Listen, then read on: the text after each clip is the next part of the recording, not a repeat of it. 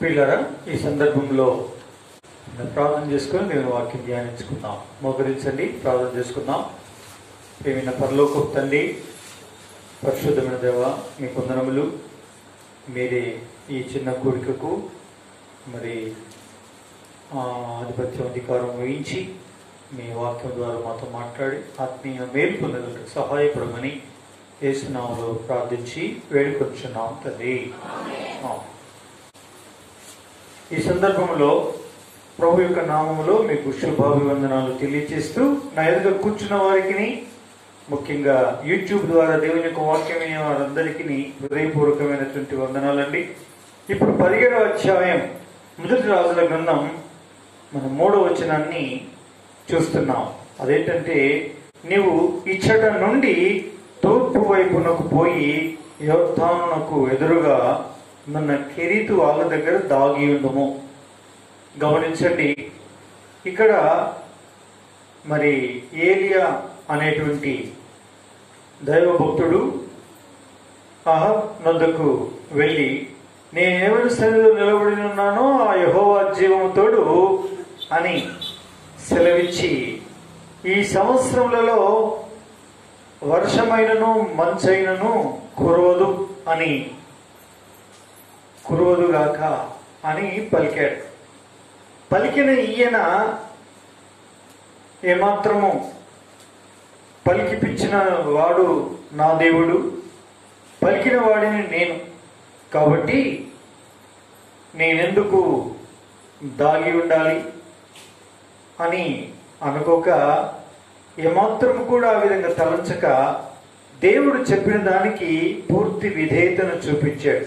అదేమిటంటే, ఇచ్చట నుండి తూర్పు వైపునకు పోయి యోర్దానునకు ఎదురుగానున్న కెరీతు వాగు దగ్గర దాగి ఉండుము అనేటువంటి మాట. దాగి ఉండు. ప్రియమైనటువంటి వాళ్ళరా, మరి ఎంతో ధైర్యంగాను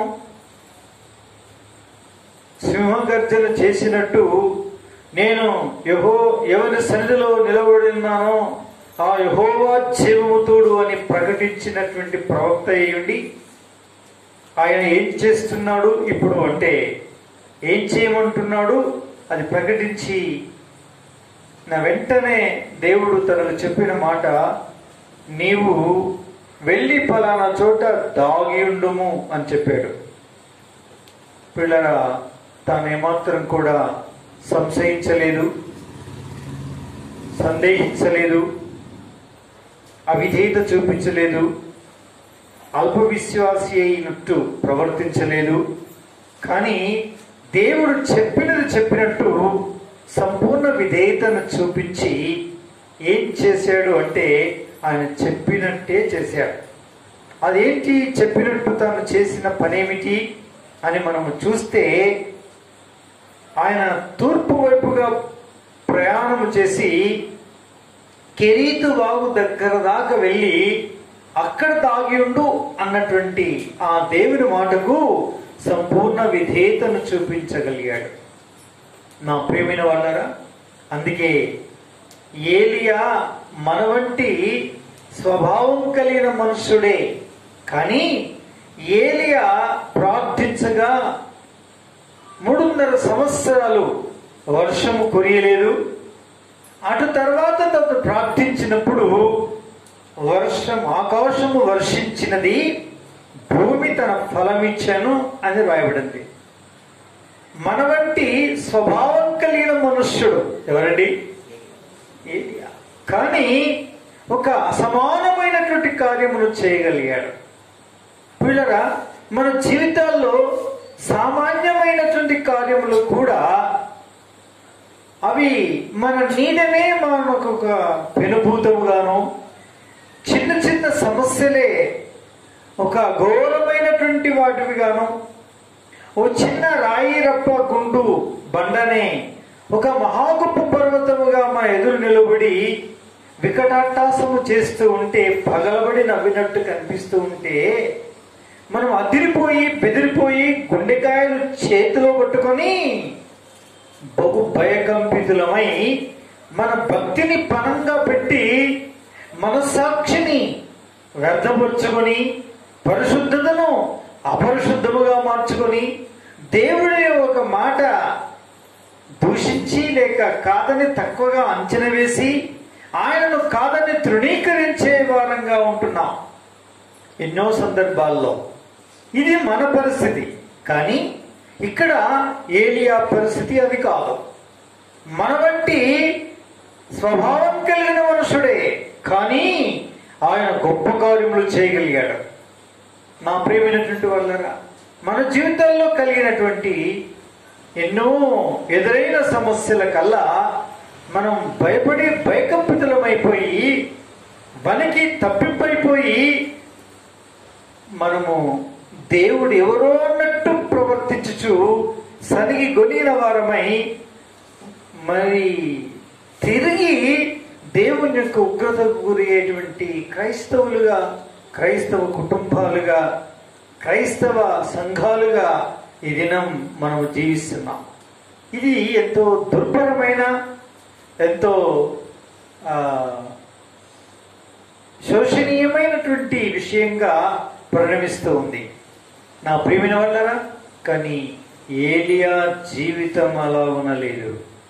ఎందుకు అలా ఉండలేదు అని అంటే, ఇక్కడ దేవుడు చెప్పినట్టు చేయుటకు తాను సంపూర్ణ విధేయత చూపించాడు. ఏమిటి ఆ విధేయత అంటే, ఇక్కడ అన్నాడు నీవు అన్నాడు దీర్ఘం, నీవు ఇచ్చట నుండి తూర్పు వైపునకు పోయి అన్నాడు. అడుగు, కదలొద్దు, పీచే మూడ్ అన్నాడు. వెనకకు మర్రు అన్నట్టు, అడుగు కదిలించొద్దు అన్నట్టు దేవుడు చెప్పాడు. నువ్వు ఇచ్చట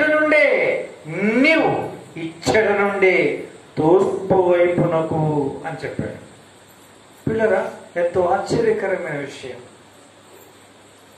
అంతే, ఆ మాట అన్నాడా? ఏమి చెప్పలేదు, మారు మాట మాట్లాడలేదు. ఎవరు? ఏలియా మాట్లాడలేదు. వెంటనే తూర్పు వైపునకు అభిముఖుడై పిల్లరా ప్రయాణం ప్రారంభించాడు. అటువైపు వెళ్ళిపోయాడు. వెళ్ళి ఏదైతే దేవుడు నిర్దేశించిన డెస్టినేషన్ ఏదైతే ఉందో, దేవుడు నిర్ణయం చేసిన స్థలం, ల్యాండ్ మార్క్ ఏదైతే చెప్పాడో ఆ చోటికి కరెక్ట్గా వెళ్ళాడు. కెరీతు వాగు దగ్గర అక్కడే ఉన్నటువంటి దావుకునే చోట దావుకున్నాడు. అయితే సవినయంగా ఇలా అడిగి ఉండవచ్చు, ఏమని? ప్రభువా, అందరికేమో తస్మత్ జాగ్రత్త, కరువు రాబోతుంది అని చెప్పాను. నేనేమో పిరికి పొందనై వచ్చి ఈ చోట దాగి ఉన్నాను. నన్ను గురించి ఎవరేమనుకుంటారు ప్రభువా? మనం బతికేదే లోకం కొరకే. అయితే అలా అడిగి ఉండవచ్చు. మన వంటి స్వభావం కలిగిన మనుషుడే కదా. అయితే దీంట్లో ఉన్న మర్మం ఏంటి ప్రభా? మరి సరే, ఎవరేమన్నా అనుకోండిలేండి, పర్వాలేదు. కానీ నన్ను ఇక్కడ వచ్చి దాగి ఉండమన్నావు, నేను ఏం చేయడానికి ఇక్కడ అని అడిగి ఉండవచ్చు వెళ్ళకముందే. అప్పుడు ప్రభు వెళ్తుంటేనే మాట్లాడి ఉన్నాడు. ఏమని మాట్లాడినాడు? ఎవరి గురించి మాట్లాడి ఉన్నాడు? ఎవరి గురించి మాట్లాడువాడైనాడు? ప్రియమైన వాళ్ళరా, తూర్పు వైపు ప్రయాణం చేసిన, తూర్పు దిక్కున ఏమనుభవించినో భక్తులైనటువంటి వారి యొక్క విశేషమైన అనుభవాలను గురించి దేవుడు మాట్లాడి ఉంటుంటాడు. యెహెజ్కేలు గ్రంథం 43వ అధ్యాయం మొదటి 2 వచనాలు ఒక చదవండి త్వరగా. యెహెజ్కేలు 43వ అధ్యాయం మొదటి 2 వచనాలు. తర్వాత తూర్పు తట్టు చూచు గుమ్మమునకు నన్ను తోడుకొని రాగా ఇశ్రాయేలు దేవుని ప్రభావం తూర్పు దిక్కున కనబడెను. దాని నుండి పుట్టిన దని విస్తార జలముల ధ్వనివలె వినబడెను. ఆయన ప్రకాశము చేత భూమి ప్రజ్వరిల్లెను. నాకు కనబడు దర్శనం పట్టణం నాశనం చేయటికై నేను రాగా నాకు కనబడిన దర్శనం వలె నుండెను. మరియు కేబారు నది దగ్గర నాకు కనబడిన దర్శనం వంటి దర్శనములు నాకు కనబడగా నేను సాగిలపడితిని. తూర్పు తట్టు చూచు గుమ్మం మార్గమున యెహోవా తేజోమహిమ మందిరము లోనికి ప్రవేశించెను. చాలండి. ఇక్కడ ఏమని తూర్పును గుర్చిన విశేషం, తూర్పు దిక్కు ప్రయాణము చేయటం ద్వారా కలిగేటువంటి ఆధ్యాత్మికమైనటువంటి ఒక అద్భుతమైన అనుభూతులను గురించి మాట్లాడుతున్నాడు. ఎవరండి? దేవుడు మాట్లాడుతున్నాడు. ఎవరితో? ఏలియాతో మాట్లాడుతున్నాడు. పిల్లరా, ఏమని మాట్లాడుతున్నాడు? తూర్పు దిక్కు ప్రయాణము చేసిన యెహెజ్కేలును గురించి ప్రభు నేటి దినం మనతో మాట్లాడువాడు. యెహెజ్కేలును మనం పరిశీలిస్తే, ఆయన ధ్యానిస్తే, ఆయన ప్రయాణము చేసి, అంటే తూర్పు తట్టు చూచు గుమ్మమునకు ఆయన తోడుకొని రాగా ఇశ్రాయేలీయుల యొక్క దేవుని యొక్క ప్రభావం నాకు తూర్పు దిక్కున కనబడింది. చూసారా? ఏమి కనబడిందంట? తూర్పు దిక్కు దేవుని ప్రభావము తనకు కనబడినది. విస్తార జలముల ధ్వని వంటి ధ్వని వినబడింది. ఆయన ప్రకాశము చేత భూమి ప్రజ్వరిల్లింది. ఇది నేను చూసినటువంటి దర్శనం. అంతేకాదు, తూర్పు దిక్కు ఇంకేం జరిగింది అంటే, కేబారు నది దగ్గర నాకు కనబడిన దర్శనం వంటి దర్శనములు నాకు కనబడగా నేను సాగిలపడితిని అని రాయబడింది. పిల్లరా, తూర్పు దిక్కు ఆయన ప్రభావము కనిపిస్తుంది. తూర్పు దిక్కు ఆయన ప్రకాశము చేత భూమి ప్రజ్వలింపజేసేటువంటి ప్రకాశమానమైన వెలుగు కనిపిస్తుంది. తూర్పు దిక్కు విస్తార జలముల ధ్వని వంటి ధ్వని వినబడుతూ ఉంది. కేబారు నది దగ్గర కనబడిన అనేకమైన దర్శనములు చూసి నటువంటి దర్శనానుభవం అక్కడ కనిపిస్తుంది. అక్కడికి నన్ను తీసుకుని వెళ్ళి ఆయన నన్ను దావుకోమన్నాడు. అక్కడికి నన్ను వెళ్ళి దావుకోమని చెప్పినాడు ప్రభు అని చెప్పేవాడుగా ఉన్నాడు. అంటే దీని అర్థం ఏంటండి? దేవా, ఈ లాక్డౌన్లో నేను ఏం చేయాలి? నేను ఏం చేయాలి? నేనేం చేస్తే బాగుంటుంది? అసలు నన్ను ఏం చేయాలనుకున్నావు? పోయి దావుకోమన్నావు, నేను కనపరుచుకోవద్దన్నావు. ఆజ్ఞాపించమన్నది సృష్టికర్త. ఆయనకు సాధనంగా నేను మీకు ఆయనకు మధ్య నుండి వాడబడిన మధ్యవర్తిని నేను. నాకేమవుతుందని కాళ్ళ దగ్గర వేసుకుంటా నువ్వు వీధుల్లో తిరగడం కాదయ్యా. అలా ప్రకటించిన వాడిని ఎవరో తెలుసా? నేనేనండి అని పొగడుతలు పొగుడుకుంటూ తిరిగేది కాదయ్యా, నువ్వు దాగుకో అని చెప్పాడు. ఎక్కడ దాగుకో? తూర్పు దిక్కు వెళ్ళి అన్నాడు.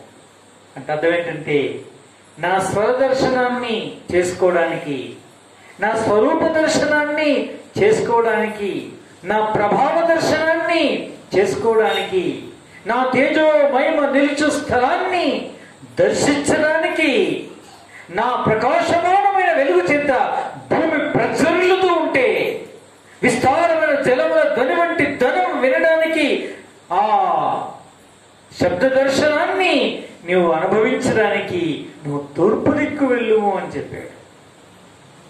ఈ దర్శనానుభవం కొరకు కేబారు నది దగ్గర యెహెజ్కేలు పొందినటువంటి దర్శనములు లాంటి దర్శనములు అనేకము పొందిన కొరకాయి నువ్వు వెళ్ళుము అని సెలవిచ్చి ఆయనను తన సన్నిధాన వర్తనుడిగా, తన సన్నిధాన దర్శనానుభవాన్ని పొందడం కొరకే ఒక గొప్ప భాగ్యము సంప్రాప్తించే తూర్పు దిక్కు ఏం చేయమంటున్నాడండి? ప్రయాణం చేయమంటున్నాడు. అటు వెళ్ళి నేను చూపించిన చోట నువ్వు తాగి ఉండు, అక్కడ నేను నీకు దర్శనాప్రాప్తినిస్తాను. ఎవరి దర్శనాప్రాప్తినిస్తాను? నా దర్శనాప్రాప్తిని, నా స్వరదర్శన ప్రాప్తిని, నా ప్రభావ దర్శన ప్రాప్తిని, నా తేజోమహిమ నిల్చు స్థలము యొక్క సన్నిధాన వర్తృణం అయ్యేటువంటి భాగ్యమును నేను నీకు ఇస్తాను. నీకు అనేక దర్శనములను ఇచ్చి నిన్ను బలపరచుల కొరకాయ నీకు ఒక స్థలం నిర్ణయం చేశాను. అది తీర్పు దిక్కే ఉన్నది, అది దర్శనాలు ఇచ్చేటువంటి దిక్కు కాబట్టి అటువైపు నువ్వు వెళ్ళాలి అని చెప్పాడు. ఏమంటారు? ఎత్మినానుగా నిమ్మలంగా కాలు చేతులు మంచిగా ముడుచుకొని దయచేసి నిద్రపోవడానికి ప్రయత్నం చేయకండి. నా వైపు చూడండి, ఏ ఆనించుకోకండి. చేతులు మోకాళ్ళు గొలుసుల్లాగా షిపాయిల్లాగా రకరకాలుగా ఆనించుకుంటా చాలా హ్యాపీగా ఫీల్ అవుతూ ఉంటారు. కొంచెం వినండి దేవుని యొక్క వాక్యాన్ని, లేకుంటే దరిద్రం చుట్టుకుంటారు. దేవుని వాక్యం వినేటప్పుడు నిద్రమబ్బులు, నిద్ర, జోగుడు అనేటువంటి విషయాలు వస్తే అతనొకను ఐతుకని యవనస్తుడు పౌలు రాత్రంతా ప్రబోధిస్తూ ఉంటే కిటికీలో కూర్చొని జోగి పాపము ఆ 3వ అంతస్తు నుంచి ఏం చేశాడు? కింద పడి ఏమయ్యాడు? బతికింద చచ్చిందా? చచ్చిపోయాడు. చస్తావు అంటే ఆత్మీయంగా చచ్చిపోతామని అర్థం. అర్థమైందా? మన ఎన్ని పరిస్థితులు వచ్చినా మన నిద్ర తాగదే, ఎన్ని పరిస్థితులు వచ్చినా మన రోషం తాగదే, ఎన్ని పరిస్థితులు వచ్చినా ఆ కోపం తాగదే, ఎన్ని పరిస్థితులు తెచ్చినా కషి కక్ష విరోధ భావాలు సావే. ఇంకెప్పుడు వస్తావు నువ్వు? సావాలి. జాగ్రత్త. కాబట్టి నా ప్రియ సోదరి సోదరుడా, దేవుని యొక్క వాక్య ప్రకారంగా ఈ దర్శనాప్రాప్తినివ్వడానికి ఏలియాను తూర్పు వైపు వెళ్ళమన్నాడు. పలానా చోట నువ్వు దాగి ఉండాలని చెప్పాడు. చూసారా? అంటే అక్కడ ఇప్పుడు ఏలియా ఏమవుతున్నాడు అంటే కరువు చేత, కటిక కరువు చేత బాధను యావత్ ఇశ్రాయేలీలు అనుభవిస్తూ ఉంటే ఏలియా ఒక్కడు ప్రేమైన వాళ్ళారా తాను దైవ దర్శన ప్రాప్తి ధన్యతను పొంది ఆధ్యాత్మికంగా తాను ఎదుగుతూ సిద్ధపడుతూ ముందుండేటువంటి దైవ కార్యం కొరకు ఏమవుతున్నాడు? సిద్ధపడుతూ ఉన్నాడు.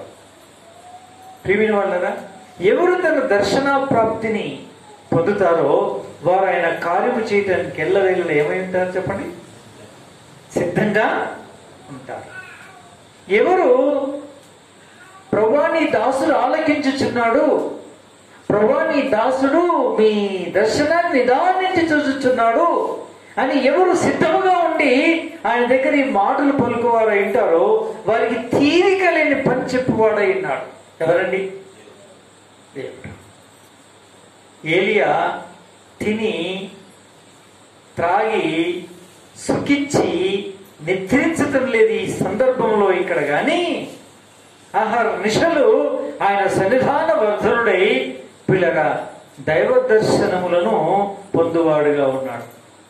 వాక్య దర్శనాన్ని, శబ్ద దర్శనాన్ని, కళల దర్శనాన్ని, ప్రభు చేయబోయేటువంటి కార్యముల యొక్క చిత్ర విచిత్రమైనటువంటి కార్యములు తన వల్ల జరగనైనాయి. వాటన్నిటి విషయమైనటువంటి ఒక గొప్ప అద్భుత దర్శన ప్రాప్తిని పొంది ఓ దర్శనము కలిగిన, ఓ గురి కలిగినటువంటి దైవజనుడిగా సిద్ధపడి తాను ముందుకు భవిష్యత్తులో దేవుని చేత వాడబడే ఒక అమూల్యమైన పాత్రగా సిద్ధపడుతూ ఉన్నాడు. నా ప్రియమైనటువంటి వాళ్ళరా, ఈ లాక్డౌన్ కాలంలో, ఈ కరోనా విజృంభించి ఒక్కొక్కరిని కాటు వేసి తీసుకుని వెళ్తూ ఉన్నటువంటి ఈ కాలంలో ఇంకా సజీవుల యొక్క లెక్కలో లెక్క కడుతూ మనల్ని ఇంకా బ్రతికించుచున్న దేవుని యొక్క కృప చొప్పున మనల్ని బ్రతికించుచున్నటువంటి మన జీవితంలో పిల్లరా, ఒకవేళ చావైతే లాభము, బ్రతుకుటైతే క్రీస్తే అనే సిద్ధాంత ప్రకారంగా మనం బ్రతుకుటనేదే సంభవిస్తే, ఆయన చెప్పిన పనిని, తీరిక లేని తన పనిని మనము చేయట కొరకు ఆయత్తపడవలసిన వారమైనాం. అందుకే ఆయన దర్శన ప్రాప్తిని పొందే ఒక గొప్ప భాగ్యాన్ని మనం పొందువారై ఉండాలి. ప్రియమైన వాళ్ళారా, నేను పోయిన వారంలో అటువైపు, అంటే ఈస్ట్ గోదావరి పిఠాపురం ప్రాంతం వైపు మనకు అనుబంధంగా ఉండేటువంటి 12 సంఘాల్లో ఉండేటువంటి ప్రజల్ని వీలైనంత మట్టుకు దర్శించిన కొరకు, మరి ఈ లాక్డౌన్ కాలంలో వారెవరిని మనం దర్శించలేదు కాబట్టి దర్శిద్దామని వెళ్ళినప్పుడు పిల్లరా, ఒక్కొక్కరు ఒక్కొక్క అనుభవాన్ని వారు ఇలా పంచుకుంటూ ఉన్నారు. లేస్తే కూర్చోలేరు, కూర్చుంటే లేవలేరు. అలాంటి వారు చెప్తున్న మాట, అయ్యా నేను దేవుని యొక్క సన్నిధిలో గంటల తరబడి ప్రభు నాకు ఇచ్చిన సమయం కొలది ఆ దైవ సాన్నిధ్యములో ప్రార్థన చేస్తూ వచ్చాను. నేను ప్రార్థన చేస్తూ వచ్చాను. ప్రార్థన చేసినప్పుడల్లా కూడా ప్రభువు నా మనవిని ఆలకించి నాకెట్లు జవాబిస్తూ వచ్చాడంటే, నేనేమని చెప్పాలా అనుకుంటూ, నేనేం చెప్పాలా అనుకుంటా ఇంకా చెప్తూనే ఉన్నారు. వాళ్ళు చదివిన బైబిలు సంగతులు, వారు ప్రార్థన చేస్తూ చేస్తూ ఉండి ఆ దైవ సాన్నిధ్యంలో కూర్చొని ఆయన స్వరం వినిపించేటువంటి విషయాలను, ఆయన చేయబోతున్నటువంటి కార్యాల కొరకు ఆయన ఏ ప్రణాళికను కలిగి ఉన్నాడో, ఆయన యొక్క స్వరము చేత, ఆయన చక్కటి దర్శన ప్రాప్తి చేత వాళ్ళ హృదయాలను తెప్పరిల్లు చేసి, వాక్యము లేని ఈ కాలంలో, వాగ్దర్శనము లేని ఈ కాలంలో, వాక్యము లేని సహవాసము, సంఘము కూడుకునే పరిస్థితుల్లో లేనటువంటి గడ్డు కాలములో దేవుడు మాకిచ్చిన సహవాసం ఎంత గొప్పది అంటే అనుకుంటూ వారు వారి యొక్క హావభావాలను తెలియజేస్తూ ఉంటే నిజంగా చాలా ఆశ్చర్యం వేసింది. కారణం ఏంటి చెప్పండి? ప్రభువుతో వారు గడిపి, వారు తూర్పు వైపు ప్రయాణం చేయవారు గుంపులో ఉన్నారు. తూర్పు వైపు అంటే దేన్ని చూపిస్తుంది? తన ప్రభావ దర్శనాన్ని చూపిస్తుంది, తన స్వర దర్శనాన్ని చూపిస్తుంది, తన ప్రకాశమానమైనటువంటి దర్శనాన్ని చూపిస్తుంది. కేబారు నది ఒడ్డున ఎహెజ్కేలు కిరణ అనేక దర్శనాలను చూపిస్తుంది. ఇట్టి దర్శన ప్రాప్తిని పొందినటువంటి వారు వారి హావభావాలను వ్యక్తపరుస్తూ ఉన్నారు. కారణం ఏంటంటే 5 నిమిషాలు కాదు వారు చేసిన ప్రార్థన, 10 నిమిషాలు కాదు వారు చేసిన ప్రార్థన, అర్ధగంట కాదు వారు చేసిన ప్రార్థన, అంతకు మించి వారికి వీలైనంత మట్టుకు వాళ్ళు వీలైనంతసేపు దేవుని యొక్క సాన్నిధ్యంలో ఏం చేస్తున్నారు? ప్రార్థన చేస్తున్నారు. ఒక సహోదరుని ఈ మధ్యనే మన దగ్గరికి కొత్తగా మరి వస్తూ ఉన్నారు. అయితే ఆయనతో మాట్లాడేటప్పుడు, అయ్యా 2 గంటలకు తక్కువ కాకుండా సాధ్యమైనంత వరకు ప్రతిరోజు ఆయన సాన్నిధ్యములో మీరు చెబుతూ ఉంటారే, అదే ప్రకారంగా గడుపుకునే కృప నాకు ఈ యొక్క లాక్డౌన్ కాలంలో దయచేశాడు అని చెప్పాడు. ఎంత అద్భుతమైన దేవుని యొక్క సన్నిధి కదండి! ఇదే దావుకునేటువంటి చోటు, ఇదే మనం దావుకోవాల్సిన క్రైస్తవ జీవితం. అప్పుడే మనం మన స్వహతాగా దేవ దర్శనమే కాకుండా, ఆయనతో సంబంధ బాంధవ్యపు దర్శనమే కాకుండా పోయినారా, ప్రభు వస్తే ఆయనతో ఎత్తబడే గుంపులోను, ఆయన మనల్ని పిలిస్తే మనం ఒంటరిగానైనా వెళ్ళి ఆయన సాన్నిధ్యములో నిలబడగలిగేటువంటి గొప్ప భాగ్యాన్ని పొందేది మనం స్వతంత్రించుకున్న వారమైనాం. కాబట్టి నేను అనుకున్నాను, నా హృదయంలో సంతోషించాను. నిజంగా నువ్వెంత చక్కటి అనుభవాన్ని కలిగి ఉన్నావు అయ్యా సహోదరుడా అని ఆంతర్యంలో సంతోషించి ఆనందించాను. అలాంటి వారు చాలా మంది గోచరమయ్యారు. వారి అనుభవాలను అనుభూతులను చెబుతూ ఉంటే ఎంతో ఆశ్చర్యం వేసింది. నా ప్రియ సోదరి సోదరులారా, నీ అనుభవం ఏమైనది? ఇక్కడ నా ఎదురు కూర్చున్న వారి అనుభవం ఏమైనది? ఇలాంటి వారి అనుభవాల్లోనే ఒక అనుభవంగా ఉన్నదా?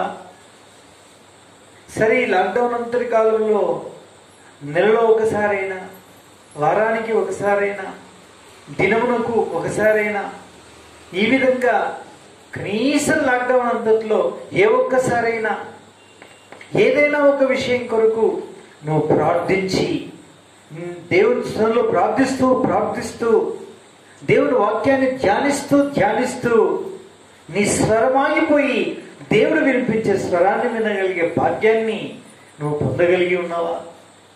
నా ప్రియ సోదరి సోదరులారా, నీకు చదువు సంధ్యల అవసరం లేదు, కానీ విశ్వాసము, ప్రేమ, ఆశ, ఆసక్తి, ఈ ఆధ్యాత్మికమైన దర్శనం కొరకైనా ఆకలి కలిగిన వ్యక్తివైతే నువ్వెవరైనా కావచ్చు, వయోభేదం లేకుండా, అంటే వయసు తారతమ్యం లేకుండా, అక్షరము నిరక్షరాస్యత అక్షరాస్యతను కాకుండా, చదవచ్చు రాదు అన్న సంగతి కాకుండా, ఎవరు ఎట్టివారు అని కాకుండా, నా ప్రియ సోదరి సోదరులారా, ఆశ కలిగిన ప్రాణాలను దేవుడు ఏం చేయవాడైనాడు?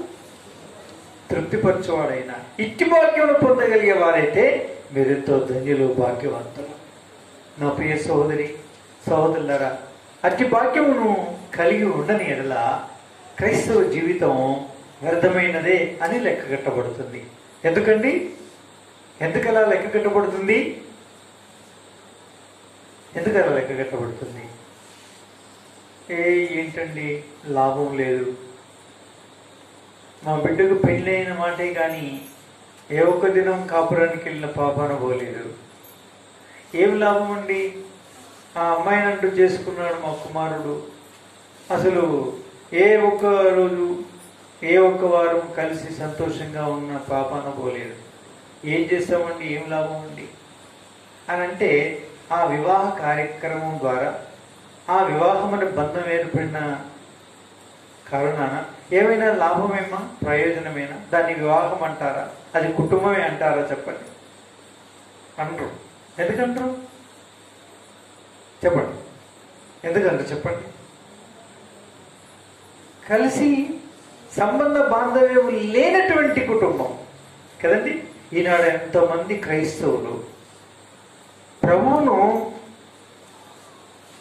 నా విభుడు అని అన్నమాటే కానీ, నా ప్రభువు నా రక్షకుడు అన్నమాటే కానీ, ఆయన యొక్క పొందిక, ఆయనతో కలయిక, ఆయనతో సంబంధ బాంధవ్యము, ఆయన ఆత్మ వశులవుట, ఆయన ఆత్మ ప్రేరేపణ కలిగి ఉండుట, ఆయన ఆత్మలో దర్శనాప్రాప్తిని పొందుట, స్వర దర్శనాప్రాప్తి, స్వరూప దర్శనాప్రాప్తి, ఆయన ప్రభావ దర్శనాప్రాప్తి లేనటువంటి క్రైస్తవ జీవితంలో నా ప్రియులారా ఏమైనా ప్రయోజనమేనండి?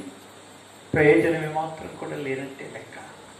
కాబట్టి నా ప్రియ సోదరి, అట్టివారు ఈ అనుభవాన్ని కలిగి ఉంటే వారు వేడివేడిగా మండువారి జాబితాలో ఉంటారు. వారిని ఎవరు తగిలినా, వారి దగ్గరికి ఎవరు వచ్చినా సరే, వారిని ఎప్పుడు ఏం చేస్తుంటారండి? వాళ్ళు వెలిగిస్తూ ఉంటారు, మంట తగిలిస్తూ ఉంటారు. చల్లారిన కొర్రాయిలను, అంటే నల్లబారినటువంటి కొర్రాయిలకి మళ్ళీ అగ్గి తగిలిచ్చి వాటిని ఏం చేస్తారు? మంట పెట్టినట్టు వారు చల్లారిపోయిన అనేక మంది క్రైస్తవ జీవితాలని, కుటుంబాలను ఏం చేస్తారమ్మా? వెలిగిస్తారు, మండిస్తారు, మంట కలిగిన వారుగా ఉంటారు. నా ప్రియ సోదరి సోదరుడా, కాబట్టి నీ జీవితంలో, నా జీవితంలో, మన బ్రతుకు జీవితంలో ఇట్టి తూర్పు అనుభవాన్ని మనము కలిగి ఉండు వారమైతే మనం మండుతూ ఉంటాము. అనేకులు ఏం చేస్తామండి? చెప్పండి. మండిస్తాం. ఈ అనుభవం లేకపోతే మనము చల్లారిపోతాము, మన కుటుంబం చల్లారిపోతుంది. ఇట్లా వచ్చిన సంఘానికి కూడా వాడిని బట్టి 4 ఎలగాల్సిన దానికి బదులుగా 4 ఏమైపోతాయి? వాడిని బట్టి చల్లారిపోతాయి. నా ప్రియ సోదరి సోదరులారా, మన జీవితాల్లో మనం ఏ విధంగా ఉన్నామో ఒకసారి మనం పరీక్షించుకోవాల్సిన వారు. నిజమే ప్రభువా, నేను తూర్పు వైపు ఉండే ఆ అద్భుతమైన ఆధ్యాత్మికమైన అనుభూతిని లేనివాడిని తండ్రి, అనుభూతిని లేనిదానను ప్రభువా. నేను ఎంతకాలం ప్రార్థన చేసినా మా ఆయన మారట్లేదు, మా ఆవిడ మారట్లేదు, నా కుమారుడు మారట్లేదు, నా కుమార్తె మారటం లేదు. వారు ఇంకా వికృతంగా ప్రవర్తిస్తున్నారు, అవిధేయులుగా ప్రవర్తిస్తున్నారు, ఇంకా మొండివారుతో ఉన్నారు, ఇంకా కఠినాత్ములు అవుతున్నారు, ఇంకా దూరం అవుతూ ఉన్నారు దగ్గరయ్యేదానికి బదులుగా అని వాపోయేవాడిగా ఉన్నావా? అవును, అలాగే ఉన్నావు. అలాగే ఉన్నావంటే నీ జీవితము ప్రార్థన సరిగ్గానే ఉంది. చేయాల్సిన పద్ధతులన్నీ అనుసరిస్తున్నావు, రక్తం ప్రోక్షించుకుంటున్నావు, ప్రభును స్తుతిస్తూ ఉన్నావు, స్తుతించే ప్రారంభిస్తున్నావు, రక్తం ప్రోక్షించుకొని ప్రవేశిస్తున్నావు, యేసునామమును ప్రభునామంలోనే ముగిస్తున్నావు. అంత మంచి పద్ధతి. కానీ ప్రభువు యొక్క దర్శన ప్రాప్తి నీకు వ్యక్తిగతంగా లేదు. అంటే 5-10 నిమిషాల తర్వాత అర్ధగంట, 45 నిమిషాలు, గంట అలా చేస్తూ ఉంటే నీ కన్నులు చెమ్మగిల్లి, నీ కఠిన హృదయం కరిగి నీరై నా కొలది నీ కంటిలో నుంచి దారులుగా కన్నీరు కారుతూ ఉండేటువంటి ప్రార్థన అయినట్లయితే అది నీకు దర్శన ప్రాప్తిని కలిగించే ప్రార్థనగా ఉంటుంది. ఈ దర్శన ప్రాప్తి కలిగిన ప్రార్థన ఏం చేస్తుందంటే నీ భర్తను కదిలిస్తుంది, నీ భార్యను కదిలిస్తుంది, నీ కుమారులను కుమార్తెలను కదిలిస్తుంది, నీ ఇంటిలో మంట రేపుతుంది, ఆరిపోయిన కర్రలు మండినట్టు మండిపోతాయి. ఆ విధంగా ఇరుగు పొరుగు ఇంకా అనేకుల్ని కదిలించి కాల్చి మండేటట్టు ఉసిగొల్పి ఆ విధంగా మంట కాజేసి అనేకుల మూడువారుల జీవితాలను మండించి నువ్వు ప్రజ్వలింపచేస్తావు దైవాగ్నిని. లేకపోతే ఆ పని నువ్వు చేయలేవు. అందుకే మాటలతో ఏ మనుషుడు మారతారా? మాటలు. నువ్వు ఇంకా 1000 సంవత్సరాలు ఆయుష్ అడుకొచ్చుకొని ఏసయ్యా నేను 1000 సంవత్సరాలు బతాని బతికినా ఒక్క దినం తక్కువ 1000 సంవత్సరాలు, 1000 సంవత్సరాలు దాటుద్ది కాబట్టి ఓకే అంతవరకు బతుకుతా స్వామి అంటే నీ వల్ల భూమి వ్యర్థం, నువ్వు తినే తిండితో తిండి వ్యర్థం, నువ్వు పీల్చే గాలి వ్యర్థం, నీవు త్రాగే నీరు వ్యర్థం, నీతోటి భూలోకంలో నీకు ఇచ్చినటువంటి సౌకర్యాలన్నీ వ్యర్థమైతాయి బిడ్డ. బతికిన గాడి దారు పనికి మాలిన బతుకు వద్దు, అవసరం లేదు, నువ్వు రా అంట. ఎవరిని? మనల్ని. ఎందుకు? నువ్వు ఉపయోగపడితే కదా. అందుకే ఒక ఆయనని ప్రభు తన పరివారంతో వచ్చి దర్శించి పరామర్శించి అన్నాడట, వద్దు, నిన్ను తీసుకుని వెళ్దామనే వచ్చా, కానీ నిన్ను చూస్తుంటే నువ్వు ఉండాలనిపిస్తుంది, నువ్వు ఉండు అని చెప్పాడట. నాకు ఇష్టం వచ్చినంత కాలం నువ్వు ఉండడం భూమి మీద నేను ఆజ్ఞాపించినంత వరకు ఉండు, అది ఒకవేళ బహుశా నేను వచ్చే వరకు కూడా కావచ్చు, నువ్వు అలాగే ఉండు అని చెప్పాడట. ఉన్నానంటే ఇప్పటికీ. ఆయన పేరే కైలాస మహర్షి. ఆయన పేరేంటండి? కైలాస మహర్షి. సాధు సుందర్ సింగ్ గారు సిక్కు మతంలో నుంచి రక్షింపబడి బహు శ్రమలు అనుభవించి నేపాల్, భూటాన్, సిక్కిం, టిబెట్ ఆ ప్రాంతాల్లో భయంకరమైన మంచు కొండలు, ఎముకలను కొరికే చలిలో మనిషి గడ్డ కట్టుకొని పోయేటువంటి ఆ భయంకరమైన చలి ప్రదేశాల్లో ఉండి పరిచర్య చేసి అనేక ఆత్మల్ని నడిపించినటువంటి దైవజనుడు సాధు సుందర్ సింగ్ గారు. ఆయన గారు వెళ్తున్నారంట. ఎటువైపు వెళ్తున్నారు? టిబెట్ ఆ ప్రాంతానికి తరచుగా వెళ్తుంటాడు. ఒకసారి వెళ్తూ ఉంటే ఒక శిఖరం, అదే పర్వతం, ఆ పర్వతం మీద ఇంకో శిఖరం, ఆ శిఖరం మీద అంటే ఆ పర్వత శిఖరం మీద ఒక శిలువ పాతి ఉందంట. ఇదేంటి? అసలు సమతల మామూలు ప్రదేశాల్లోనే కట్టడం, శిలువ వాదనం, శిలువ ఉండడం అనేది కష్టం అనుకుంటే, ఈ నిర్మానుష్యమైన ప్రదేశంలో ఈ శిలువ ఉండడం ఏంటి ఆయన యోచింపజేసింది. అప్పుడు బహుశా ఇక్కడ ఎవరో ఉండి ఉంటారు అని వెతకడం ప్రారంభించారట. ఆ వెతుకు ప్రయాణంలో ఏమైంది, అలా అడుగులేస్తూ వెళ్తూ వచ్చాడు. ఒక చోటుకి వచ్చేసరికి ఈయన అడుగు పడింది, అంతే, అది లోతుకు దిగిపోయింది. లోతుకు దిగిపోయి జర్రమని జారి ఒక గుహలో పడిపోయాడు. ఆ గుహలో పడిపోయి అలా చూసేసరికి ఒక భయంకరమైన స్వరూపం. ఏంటి ఆ భయంకరమైన స్వరూపము? ఏమాత్రము ఏర్పడకుండా ఉండే కొన్ని వందల సంవత్సరాల కురు వృద్ధుడు కనిపించాడట.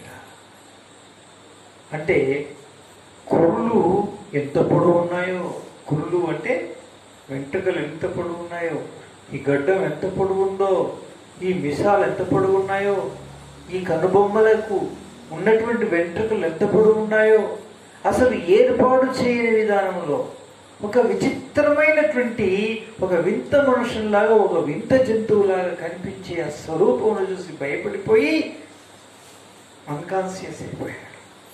అంటే మూర్ఛపోయాడు. అంటే ఏ తెలివి లేదు ఇంకా ఆయనకి. ఆ తర్వాత ఒక సమయానికి ఆయన్ని దగ్గరికి వచ్చి ఏదో ఇచ్చి ఇది విచ్చుకొని ఇది తిను అని చెప్పి మనం ప్రార్థన చేద్దాం, మోకరించి అన్నాడట. ప్రాణం పోయి మళ్ళీ బతికినంతనే ఏంటి ఈయన ప్రార్థన చేద్దాం అంటాడేంటి అని ఆశ్చర్యపోయాడు. ఆశ్చర్యపోయి పిల్లరా ఇంకా ఆయన చెప్పినట్టు మోకరించాడు. ఆయన ప్రార్థన చేశాడు. ఆశ్చర్యకరమైన, ఎంతో ఆనందకరమైన తన స్వభాషలో, తనకొచ్చే భాషలో తను ప్రార్థన చేస్తూ ఉంటే పరవశుడైపోయాడు. ఇదేంటి ఆశ్చర్యం ఆమెనని చెప్పాడు. అప్పుడు భయపడుకుంటూ అడిగాడు, అయ్యా మీరెవరు, మీరు ఎక్కడి నుంచి వచ్చారు, మీరు ఎలా రక్షింపబడ్డారు, మీరు క్రీస్తుని గురించిన సంగతిని ఎలా ఎరిగారు, ఎరిగిన మీరు ఇక్కడ ఉండడానికి కారణం ఏమిటి, వీటన్నిటిని అడుగుతూ ఉంటే ప్రతి ప్రశ్నకు, ప్రతి సంశయ సందేహం అంతటికి కూడా ఏమిస్తూ వచ్చాడట, ఈ సాధు సుందర్ సింగ్ గారికి జవాబిస్తూ వచ్చాడు.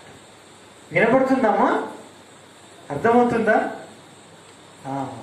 ఆ కైలాస మహర్షి అనేటువంటి ఆ వ్యక్తి ఈయనకు సాక్ష్యం చెప్పడమే కాకుండా, తను అడిగిన ప్రతి ప్రశ్నకు సమాధానం చెప్పడమే కాకుండా, అన్ని సంశయ సందేహాలన్నిటిని తీర్చి అన్నిటికి జవాబులు చెబుతూ ఉంటే ఎంతో ఆనందం, ఎంతో సంతోషం. ప్రియమైనటువంటి వాళ్ళగా అందులో ఆయన చెప్పిన అద్భుతమైనటువంటి మాట ఏంటంటే, మీరిలా ఎంత వయసు మీకుందో నేనైతే క్యాలిక్యులేట్ చేయలేను, అంటే లెక్క పెట్టలేను, సరే కానీ మీరిలా ఉండడానికి కారణం ఏమిటి అని అడిగాడు. అడిగితే నన్ను తీసుకుపోదామని ప్రభు వచ్చాడు. వచ్చి ఆయనకి ఏమనిపించిందో తెలీదు, నీలాంటి వారు ఈ భూలోకానికి అవసరం, మీరెప్పుడూ ప్రార్థన చేస్తూ ఉంటున్నావు, నువ్వు ఇలాగే ప్రార్థన చేస్తూ ఉండు, నీలాంటి వారు ప్రార్థన చేసేవారు ఈ భూలోకానికి అవసరం, ఎస్పెషల్లీ భారతదేశానికి అవసరం, ఈ యావత్ ప్రపంచానికి అవసరం, కాబట్టి నేను వచ్చే వరకు నువ్వు ఉండడం నాకు ఇష్టం అన్నాడట. అని ఇంకా అలాగే నన్ను వదిలిపెట్టి ప్రభువారు వెళ్ళిపోయారు. ఇది కారణం నేను ఉండడానికి. అంటే ప్రపంచమంతట్లో కూడా తన ఆత్మ తిరుగుతూనే ఉంటుందంట. కళ్ళు మూసుకొని ప్రార్థన చేస్తూ ఉంటాడు. ఎస్పెషల్లీ దేవుని సేవకుల చుట్టూ తిరుగుతూ ఉంటాడట ఆయన ఆత్మ. ప్రతి ఒక్కరిని, భూప్రపంచంలో ఉండే ప్రతి ఒక్క వ్యక్తిని ఎరుగునంట ఆయన. వారు చేసే పరిచర్యలు ఎరుగునంట. వారు చుట్టూ తిరిగేటువంటి సైతాన్ని అంధకార సంబంధమైన చీకటి శక్తులను ఎరుగునంట. వాటన్నిటిని ఆయన ఆత్మ ద్వారా బంధిస్తూనే ఉంటాడట. ఎప్పుడు ఆయన ప్రార్థన చేస్తూనే ఉంటాడట. ఆయన ఆత్మ అట్టి పరిచర్య చేసేవారు చుట్టూ తిరుగుతూనే ఉంటుందంట. అత్యవసరమైన ప్రతి చోట ప్రతి మూలను వదిలిపెట్టకుండా ఆయన ఆత్మ సంచారం చేస్తూనే ఉంటుందంట. నీ ఉండడం నాకు ఇష్టం. నా ప్రియమైనటువంటి వాళ్ళారా, ఇది స్వర స్వరూప ప్రభావ భూమిని ప్రజ్వలింపజేసే ప్రకాశమానమైనటువంటి వెలుగును ప్రకాశించేటువంటి దర్శనాన్ని పొందిన భాగ్యము కలిగిన ఈ వ్యక్తి ఈ లోకముకు అవసరం అని ప్రభు వదిలిపెట్టి వెళ్ళిపోయాడు. చాలా మంది దైవభక్తులు నిండు వృద్ధాప్యం వరకు బ్రతికి ఈ లోకంలో తమ యాత్ర ముగించుకొని ప్రభు సన్నిధిలోకి వెళ్ళిపోయారు. ఇప్పుడు మనం ఎవరి గురించి ధ్యానిస్తున్నామో ఆ ఏలియా అందరి వలె తన శ్వాస వదిలిపెట్టడం భూలోకంలో ఇష్టము లేక లేదు ఏలియా నేనే వస్తున్నా అని తన పరివారమును, తన యొక్క అగ్నిరథాన్ని, తన అగ్ని గుర్రములను, తన అగ్నితో కూడినటువంటి తన పరివారాన్ని పంపించి ఏలియాను సజీవునిగా సశరీరునిగా ఏం చేశాడండి? ఏలియాను వేరు చేసి ఆయన సజీవునిగా తీసుకుని వెళ్ళాడు. ఎవరండి ఈయన? ఏ పేరు? ఏలియా. మన వంటి స్వభావం కలిగిన మనుషుడే, కానీ గొప్ప కార్యములు చేసిన వాడు. ఏం చేశాడు? యావత్ ఇశ్రాయేలీలు త్రోవ తప్పిపోయారు, విగ్రహారాధికులైపోయారు, బయలు పూజిస్తూ ఉన్నారు. నిజదేవుణ్ణి, జీవగల దేవుణ్ణి మరిచి విడిచి ఎడబాసి జీవిస్తున్నారు. ఇశ్రాయేలీలు ఏ బలిపీఠం మీదైతే బలులర్పించవలసిన వారైనారో ఆ బలిపీఠం పడిపోయింది. దాని రాళ్ళు చెల్లాచెదరులైపోయినాయి. పిల్లరా, నామరూపాలు లేకుండా అయిపోయింది.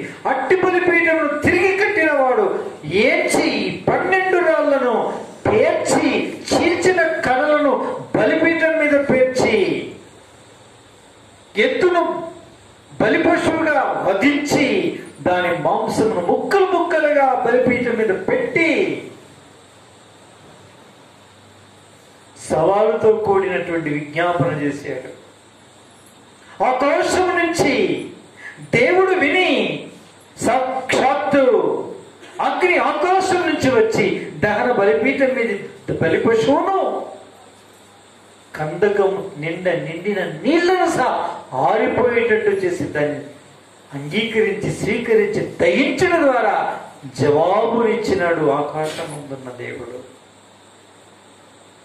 ఇచ్చి నరుని మనమని ఆలకించి అగ్ని ఆకాశం నుంచి వచ్చి దహించిన సంభవం అద్భుతమైనది, తరచుగా సంభవించని విషయము.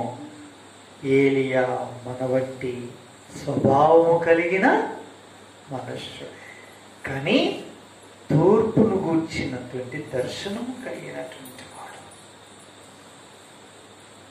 ఈ దర్శన ప్రాప్తిని మనం కలిగి ఉంటే అంటారు, అది ఎందో ఏమో తూర్పు అంటే ఎటు దిక్కువ అన్నాం. ఎక్కడికి అవసరం లేదు. తూర్పు దిక్కు అంటే మనం అందరం ఇప్పుడు తూర్పు దిక్కు వెళ్దామా? తూర్పు దిక్కు వెళ్ళడం అంటే అర్థం ఏంటి?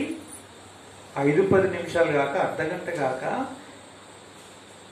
45 నిమిషాలు, గంట, అంత మించి అలా మనం ఏకాంతంగా ప్రభు యొక్క సన్నిధానంలో ఏకాంత ప్రార్థన చేయించి ఉండగా, అలా కుటుంబముగా ప్రార్థన చేయించుండగా, అలా దినముల కొలది సంఘముగా కూడి ప్రార్థన చేయటం వలన ఆయన్ని స్వతహాగా తన వాగ్దర్శనాన్ని ఇవ్వడమే తూర్పు దిక్కు అభిముఖులమై మనం వెళ్ళడం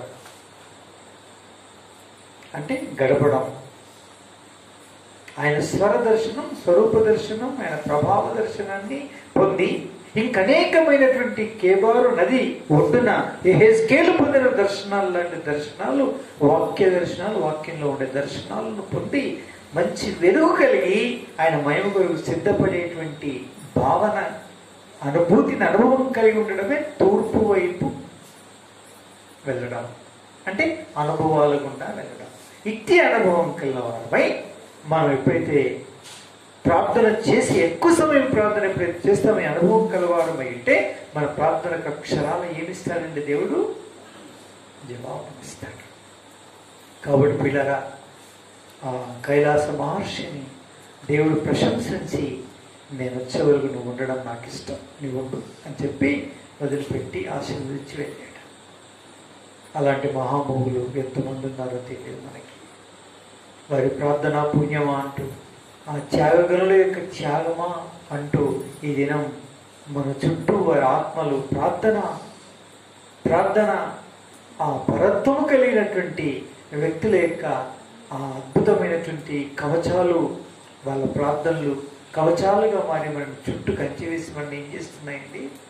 కాపాడుతున్నాం. మనమైతే 4 కాళ్ళు అరుదా పే చేస్తున్నాం. కాళ్ళు 2 కానీ చేతులు కూడా కాళ్ళుగా మార్చి ఇష్టం ఉన్నట్టు పడుతుంటాం. మనకు సోయి లేదు, శుద్ధి లేదు, మన పని తప్ప దేవుని గూర్చిన జ్ఞానం ఇసుమంతా కూడా ఉండదు. దైవుని గూర్చినటువంటి ఆసక్తి ఇసుమంతా కూడా ఉండదు. ఉంటుందా? దేవుడిలో ప్రార్థించాలి ఒక 10 నిమిషాలు. నా కుటుంబం అందరికంటే ముందు నేను లేవాలి, ఆయన సన్నిధానంలో ప్రార్థన చేయాలనే ధ్యాస ఉంటుందో చెప్పండి? ధ్యాస ఉండదు. ఏమైనా కొరత ఉంటాయి కదా. ఆహారము సమృద్ధి, నీళ్లు సమృద్ధి, ఇల్లుకు ఇల్లుండే, ఒంటి నిండా బట్ట ఉండే, అన్నీ ఉన్నాయి. ఇంకేముంది? రక్షణ కూడా దొరికింది. చచ్చిపోతే పరలోకం మోక్షం ఉంది. ప్రభు వస్తే ఎత్తబడతామని నిరీక్షణ ఉంది. ఆ నరకం బాధ కూడా తప్పింది. ఇంకేం కావాలండి? ఇంకా నేను దేని కొరకు ప్రార్థన చేయాలి? కడుపుండే పిల్లల్నిచ్చే పిల్లలు కూడా కలిగిరి, ఆ పిల్లలు కూడా పెద్దగా అవుతా ఉంది, వాళ్ళు కూడా మంచిగా ఉంది. ఇంకేం కావాలి చెప్పండి? ఇది మన స్వయం సంతృప్తి. కూడదు, అది మంచిది. ప్రభు కొరకు నువ్వు ఏం ఆశ కలుగుతున్నావు, ప్రభు కొరకు నువ్వు ఏం చేస్తున్నావు అని ప్రభు అడిగాడు. అందుకే ఏలియా మన వంటి స్వభావం కలిగిన మనుషుడే అయినప్పటికీ ఆయన జీవితం వేరండి. తూర్పు వైపు వెళ్ళి తూర్పు అనుభవాన్ని పొందిన వ్యక్తి, అట్లా ఆత్మీయంగా ప్రభావం కలిగిన వ్యక్తి ఉండి ఆయన యొక్క ప్రభావాన్ని యావత్ ఇశ్రాయేలుకు గొప్ప ఉజ్జీవాన్ని కలిగజేసి ఒక అద్భుతమైన వ్యక్తిగా అనేకుల్ని ప్రభు వైపు ఏం చేసినాడు? ఆయన యావత్ ఇశ్రాయేలు జనాంగాన్ని మలిపినాడు. అగ్ని ఆకాశం నుంచి తన ప్రార్థనతో దింపి ఇట్టి గొప్ప కార్యాన్ని చేసి ఇశ్రాయేలు హృదయాలన్నీ కూడా బయలు నుంచి జీవంగల దేవుని వైపు ఏం చేసినాడు? వారి హృదయాలని త్రిప్పినాడు. పిల్లలు, ఇది ఆయన చేసిన కార్యం. ఇట్టి ఏలియా అంటే దేవుడికి ఎంతో ఇష్టం. తన ప్రియమైన కుమారుని దర్శించడానికి కూడా మోషేను ఏలియా ఇద్దరిని ఏం చేశాడమ్మా?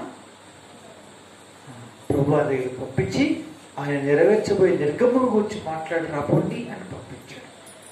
దైవ ప్రతినిధులు పరలోకం నుంచి పంపబడిన ప్రతినిధులై ఉంటున్నారు పిల్లలు. వాళ్ళు వచ్చి ఆయన్ని ఆదరించి ధైర్యపరిచి దృఢపరిచి ఆయనకు నిరీక్షణ కలిగజేసి ఆయనను బలపరిచి ఆ తర్వాత వాళ్ళు వెళ్ళిపోయారు. ఆ ఆధిక్యతను ఏలియా పొందగలిగాడు. ఎంత గొప్ప విషయం చూడండి. వ్యర్థమైన జీవితం జీవించద్దు. అందుకే మనం ప్రతిష్ఠించుకొని దేవా ఈ తూర్పు అనుభవాన్ని నాకు ఇవ్వు అంటే చాలు. ఏమని ప్రార్థిద్దాం? ఏమనుభవం కావాలి అంటే ఏలియాకి కావాలి మనకొద్దా? ఏలియా మన వంటి స్వభావం కలిగిన వాడే అంటే అర్థం ఏంటి? ఏలియా మన వంటి మానవ స్వభావం గలవాడే, ఆయన దేవతల స్వభావం కలిగిన వాడు కాదు. కాబట్టి ఆయన పొందిన దర్శనానుభవాన్ని, ప్రార్థనా పట్టును, అలాంటి ధైర్యాన్ని, ఆ విధంగా ఉద్యోగాన్ని తీసుకొచ్చే బాధ్యత మానవులమైన మనందరిపైన ఆధారపడి పిల్లరా అని చెప్తుంది వాక్యం.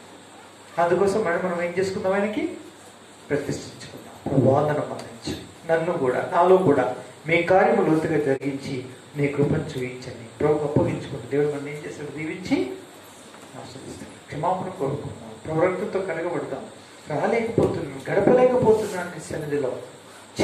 ఈ బ్రతికెందుకు ప్రభు లేదు, నేను సెలవు గడపడానికి తీర్మానం చేసుకుంటున్నాను, నాకు సహాయం చేయండి. ప్రతిష్ఠించుకుందాం, ప్రభువులో పాల్గొంటాం. మోకరించండి. వీటి వాక్యం దేవుడు దీవించి ఆశీర్వదించుగాక.